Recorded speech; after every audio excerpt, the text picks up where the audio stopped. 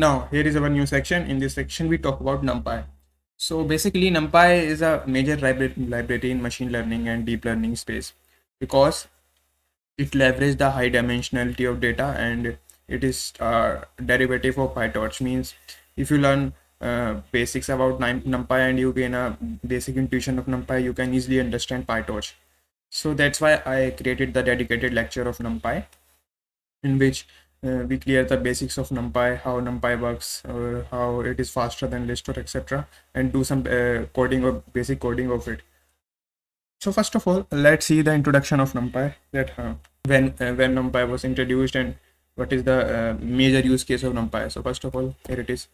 Now Numpy is founded in 2005, way like 17 to 18 year earlier, and it is used to work with array and multi-dimensional data. So with the help of Numpy, we can express our data into a multi-dimensional data. Means we can change our images, videos into a Numpy array in the forms of numbers. So that's why it is very important, Numpy. So all this table diffusion model, all this DALI etc model or images model, these images are first converted into number, then it's fed into AI models. So in AI, all things is about numbers. So that's why to capture this large dimension of numbers and decimals numbers etc, we need to use Numpy in machine learning, because images generally have a lot of, if you break the image into numbers or into plain numbers, image generally have a lot of numbers, and to represent that numbers, a simple list is not sufficient. So that's why we need to use Numpy to represent our images in a more complex and multi-dimensional array.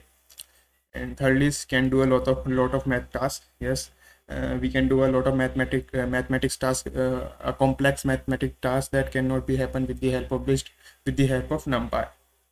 Now here is a visualization that I am trying to show you, that how can we store multi-dimensional array or complex data in the form of Numpy array. So first of all, this is simple list that we can also say you used in our plain Python list. So the shape of the list is 4, so we have 4 elements. Now we have 2D array or two-dimensional array, a little bit complex data now than this 1D. So we have 2 rows and 3 columns, so it's represented at 2D array. Now we have 3 shape, so 3D column or 3-dimension array. Now you can see that it can exceed to 4 dimension, 5 dimension, and now you can assume that how many data or how many dimension of data we can represent or store with the help of Numpy.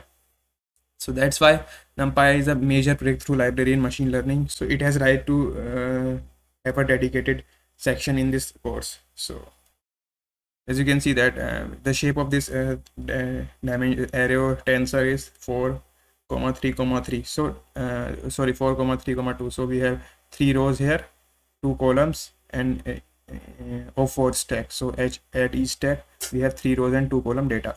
So 4, 3, 2. So this is the basic visualization, that how can we store the data in the form of arrays in Numpy. Now this is just a basic data. Yes, this is basic data. This 3-dimensional data is also basic in Numpy. There is lot of dimension that can be exceed in Numpy array to do our tasks or use cases that we want to do, in the deep learning space. Now here is the applications of Numpy. Now this is the major point you need to understand. First of all, can do operation faster than list. In the next lecture, I make a separate tutorial of it, or separate introduction of it, why Numpy is faster than a list. So way faster than list means a lot of factor faster than list. So Numpy is generally leverage the vectorization, or a faster vectorization technique, from which we can we can do operations and access the element of Numpy with a very fast speed as compared to list. Second, it is PyTorch derivative. So as you know that in this deep learning course, we do all the deep learning operations and work with the help of PyTorch. And PyTorch and Numpy is somehow similar, but PyTorch leverage the GPU and little bit deep learning space task. But the core and basic concept of PyTorch and Numpy are both same. So that's why we also need to learn about Numpy basics. Now we can store high dimension data. Yes, from this image we can see that we can store a 3-dimension data, 2-dimension data, or even 4-dimension data. Now we can do complex mathematics. Yes, we can do lot of we can use lot of trigonometry's formula. We can use lot of we can also use can do calculus in with the help of NumPy. So that's why it is also used for complex mathematics task. Fifth, we have backend of library pandas. So next section is about pandas. Pandas is generally a library to loading the data, do some operations in our data before feeding it into AI model. So pandas basic pandas core or pandas backend is supported by NumPy. So pandas code is also written in NumPy. Some of the code is written in NumPy. So that's why you can see that NumPy is also a major and very useful library in deep learning and machine learning space, that even a famous library used NumPy. So last, widely used in machine learning. So while leveraging these all steps or these advantages, you can easily say that this NumPy is highly used in machine learning space and deep learning space. So that's why it is important to learn about NumPy and basics of NumPy.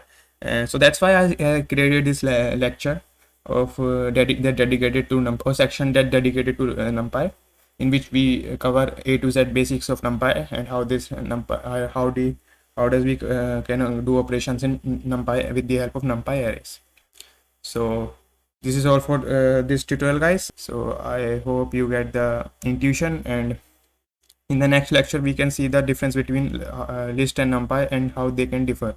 So generally NumPy is faster, we know that, but how NumPy is faster than list? What is the core concept, or what is the reason that NumPy is faster than list? So okay then, closing this lecture. So in the next lecture we talk about this list versus NumPy. So until then, bye bye and keep learning.